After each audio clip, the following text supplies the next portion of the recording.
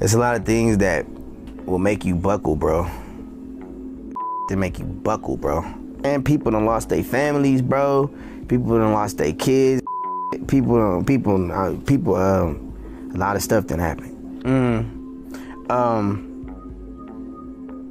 Mainly because it's more dangerous for rappers nowadays. This is a touchy subject. How long has it been like this known about Busta Rhymes? I knew about this like in 2012. I knew about this in 2012. How can we think nobody else speaks up on it or says anything? Because, bro, these people admire these people so much. They want to make sure they in the section, they at the club, they at the video shoot, they can get backstage. That matter most to them. That matters so much to people. It's crazy. Like, but if you notice, like, it's countless videos of Busta Rhymes getting mad at females for just being girls. This girl touched him one time, he go crazy, throw a drink on her and everything. See what I'm saying? Like, what? Why you getting mad at females? I'm walking through the crowd and somebody grabs my hand. Just softly put their hand in my hand and just holding it. So I look, you know, and I see this big chain that said flip mode. Just diamonds iced out. I look at the chain and I know what flip mode is, so I look up. Now all this happening in split seconds. I look up and it's Busta Rhymes. Yo, let's get into this messy situation between Busta Rhymes and Diddy that's got everybody talking. You know those legendary Diddy parties we've all heard about? Well, there's some fresh tea brewing about what really went down at those exclusive gatherings. Word on the street is that Bust has been trying to distance himself from these parties, claiming he was never really in that circle. But some new footage is telling a whole different story. Give a shout out to my brothers that have been inspiring me and been my friends for a long time. One of my best friends in the whole world, Busta Rhymes in the house. You know what I'm saying? He's been my friend for a long time, ever since I was like 12 years old. He's my best friend. But here's where things get real interesting and honestly pretty disturbing. There's been some serious whispers going around about what was happening behind closed doors, especially regarding how certain artists were treating upcoming talent. Some people are suggesting that there's more to the story about Bua's involvement in these industry circles, particularly when it comes to interactions with younger artists trying to make it big. We're talking about some DL situations that folks weren't ready to talk about until now.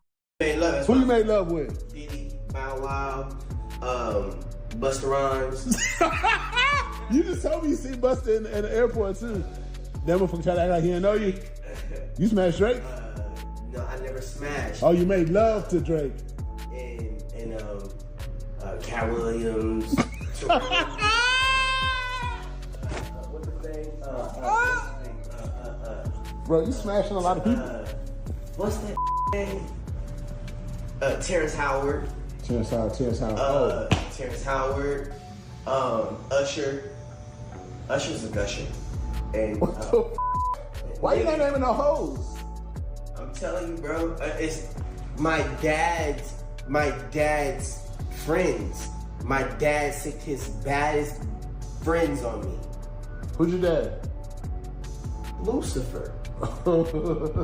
Since Diddy's arrest and the FBI raids, there's been whispers about what they found. We're talking about videos, recordings, and evidence that allegedly shows just how deep this network went. Word is there's footage from these private parties that connects both Busta and Diddy to some seriously questionable situations with young artists. The FBI apparently hit the jackpot with these raids, uncovering what some are calling a black book of industry secrets. Sources close to the investigation are saying that Busta's been acting real nervous since these raids started. Apparently, he's been making frantic calls trying to figure out exactly what the feds have. The worry isn't just about what's on those tapes, it's about who might start talking now that Diddy's empire is crumbling. Because let's be real, when the big fish starts going down, everybody connected starts looking for deals. What's really interesting is How young artists who were allegedly victimized are finally feeling brave enough to come forward. With Diddy facing serious charges, the fear factor is starting to wear off. People who were once terrified of career suicide are now seeing an opportunity to tell their truth, and many of these stories allegedly involve both Diddy and Busta, suggesting they worked as a team in these situations. The feds aren't just sitting on this information. Either sources say they're actively building cases, connecting incidents across decades. Those private parties, turns out, they might have been documented more thoroughly than anyone realized. The raids allegedly uncovered not just videos, but detailed records of who was there, who was invited, and what went down. And now Bust is reportedly in panic mode because some of these young artists who were allegedly exploited are starting to lawyer up. They're not just talking about inappropriate behavior anymore. They're talking about systematic abuse of power, coordinated efforts between Diddy and Busta to take advantage of vulnerable newcomers in the industry. The evidence allegedly shows, and no matter how much he tries to say he wasn't at those parties, the people know the truth. One person wrote on X, "I know Busta Rhymes missed them Diddy parties so bad." Another posted a picture of him at Diddy parties and captioned it, "Aaliyah P. Diddy, Jennifer Lopez, Busta Rhymes, and Hype Williams at Puffy's 4th of July party 2000. Several artists have been coming forward with their stories, and let me tell you what they're saying is raising some major eyebrows in the hip-hop community.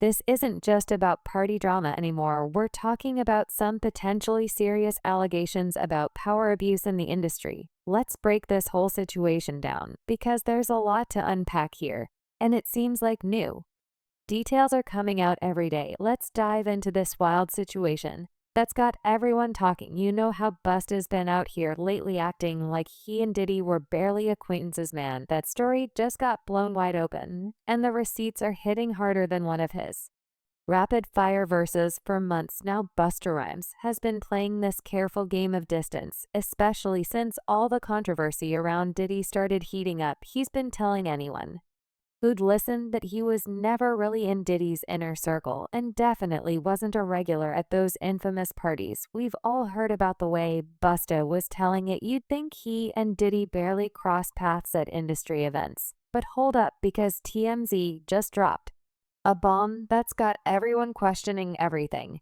I want to give a shout out to my brothers that have been inspiring me and been my friends for a long time. One of my best friends in the whole world, Busta Rhymes in the house.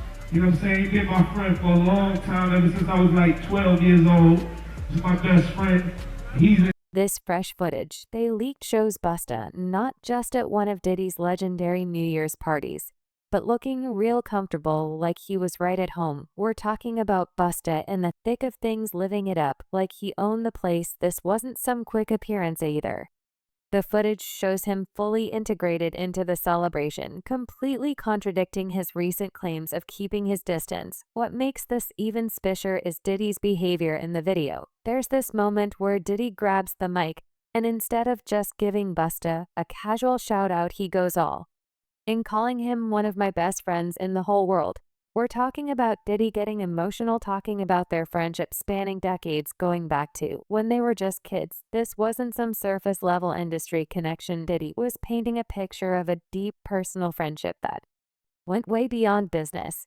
The timing of this footage couldn't be worse for Busta, right? When he's trying to separate himself from all the controversy surrounding Diddy, here comes this video showing them thick as thieves. It's got people asking some serious questions about why Busta felt the need to downplay their relationship in the first place. What's even more interesting is how this connects to other stories that have been floating around the industry. Industry insiders are now coming forward talking about how Busta and Diddy's friendship wasn't just common knowledge, it was legendary in certain circles. They're saying these two were practically inseparable at major industry events, with Busta being a regular fixture at not just the New Year's parties, but at pretty much all of Diddy's major celebrations. The footage has sparked a whole new conversation about loyalty and truth in the hip-hop community. People are starting to dig deeper into other events and parties where both Busta and Diddy were present.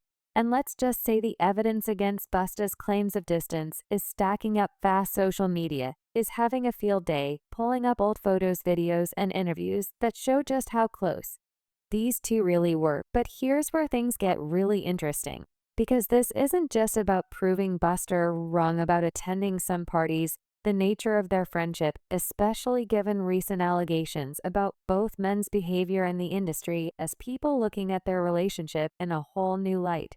Some are suggesting that there might have been more to their connection than just partying and making music. Speaking of deeper connections, let's talk about what really got this whole conversation started: Orlando Brown's shocking allegations. When Brown first came out with his claims about Busta and several other high-profile celebrities, the industry tried to brush it off real quick. But looking back now, maybe we should have paid more attention to what he was saying. I'll give you this. You can willingly turn woman and have a bag, or you can do what I'm doing. You can willingly turn trans, or you can get in trouble and go to jail and get up, and they do it to you forcefully because you up and you didn't know what to do with your blessing. So, out of those two ways, me sitting here in one piece is not easy. What became one of the most talked about interviews in recent hip-hop history, Orlando Brown didn't just hint at inappropriate behavior, he named names. And he put Busta Rhymes right at the top of that list. The way Brown told it, there was a whole network of powerful industry figures involved in some seriously questionable activities. And he wasn't afraid to spell it out. He went into detail about encounters that, if true, would shake the foundation of how we view some of these industry veterans. Of course, the immediate response from the industry was to try and discredit Brown. Everyone was quick to point fingers at his past struggles, suggesting he was having some kind of episode, or that his statements were the result of substance abuse. It was the classic playbook: dismiss the messenger to avoid dealing with the message. Media outlets, industry insiders, and even fans were quick to write off his claims as the ramblings of someone who wasn't in their right mind. But then Brown did something that caught everyone off guard. He came back with a follow-up interview where he was completely lucid and stood firmly by every single word he'd said. This wasn't someone who was confused or making things up.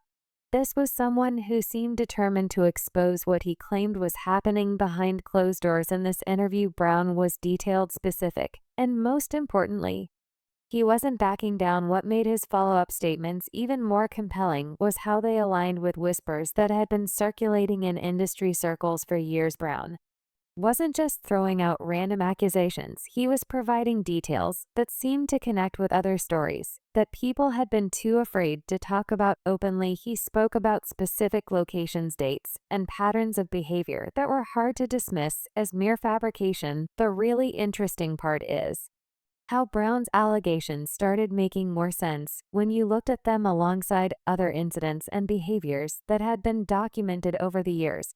He talked about specific parties and events where these encounters allegedly took place, and some of these details matched up with what other people had witnessed, but never spoke about publicly. Like, oh, we about to go to this club around the corner. What's up? He said, you know, I got a section up in this place. We doing a little after party joint. It's like, you should come in and party with me. Now, all of this stuff ain't registering in my head. I'm in the moment, it's just happening so fast, you know, but I look back and I noticed this big bodyguard looking around the people, and, you know, he made eye contact with me. I guess he wanted to make sure I ain't flip mode, you know, but I stood there, Busta still holding my hand. I'm like, oh, word? Like, hell yeah, I come in. Well, you know, I was like, well, I got to tell my people, you know, because I'm here with some people, you know. They can come with me. Yeah, come on. You know, so I was like, word, you know, I was like, that's what's up. It was like, just let the people know that you part with me and they'll let you up to my section. I was like, bet. Now, at the time, I was heavy in the rap game. You know, I was in New York solely to make it as a rapper. That's why I moved to New York, you know, so, and Busta is one of my favorite artists, so I seen it as an opportunity, you know, to holler at him, politic with him, you know, build some type of relationship with him, you know, let him hear my music. He probably asked me what I do. I could be like, yo, I rap, you know, spit some bars for him, you know, I ain't know. But it was just like, I looked at it as an opportunity. You know, what's the chances of running into Busta Rhymes and he grab your hand and invite you up to his section? I wasn't thinking nothing of it. So I'm like, oh, word. So he lets my hand go. My boy standing there. You know, he stopped because he seen me standing there talking to him. He just was standing there. So when I leave, I walk to him. I'm like, yo, you know who that was? That was Busta. He was like, I know who it is. I'm like, that's Busta Rhymes. He was like, I know who it is. But he was acting a little funny. I was like, he just said we can come up in the club. Like, let's go to this spot. He was like, no, we not going in there. I was like, no, like, let's go here. Like, I don't want to go to this event. Like, we could go to this club. This is more popping. You know what I'm saying? Plus, Busta invited us in the section. You don't miss out on an opportunity like that. You know what I'm saying? He didn't care. He was like, nah, we ain't going up in there. So now I got an attitude. I'm like, well, we could go in there first, and then we could go to this other party. You know what I'm saying? Nah, he ain't want to go. You know what I'm saying? His boy steady, and he's steadily trailing behind, you know, his twin.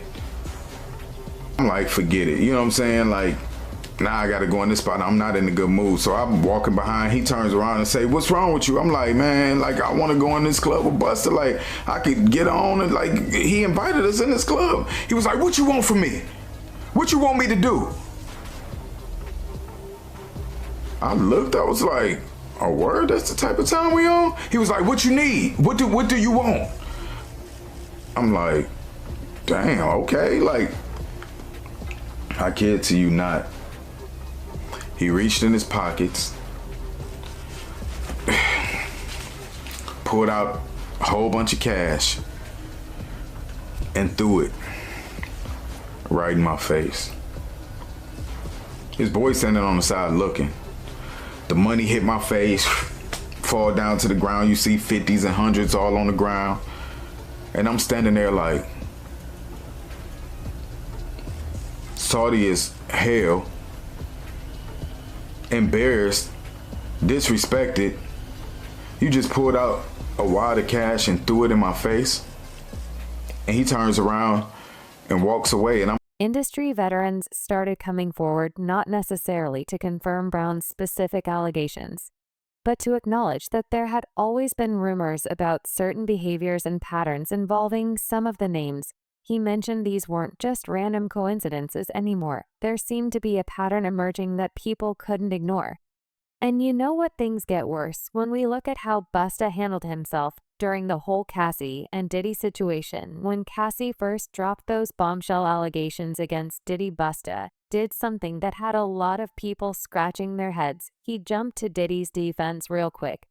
And the way he did it raised more than a few eyebrows. Instead of staying quiet like most industry folks were doing, Busta came out with this wild statement about how everybody probably needs to mind their damn business until the truth is undisputed. Now, let's keep it real. This wasn't just any regular lawsuit. We're talking about serious allegations that had receipts and details that had people shocked. So when Busta started preaching about minding business and talking about how he felt bad for both the victims and Diddy, people started side-eyeing him hard. What made his defense even more suspicious was the timing and the tone. Here's Cassie laying out these detailed accusations about it in control, and Busta's response was basically telling everyone to shut up about it. It didn't sit right with a lot of people, especially given how specific and serious Cassie's claims were. The hip-hop community, particularly women in the industry, were quick to call out how his statement came across as trying to silence victims rather than support truth-telling.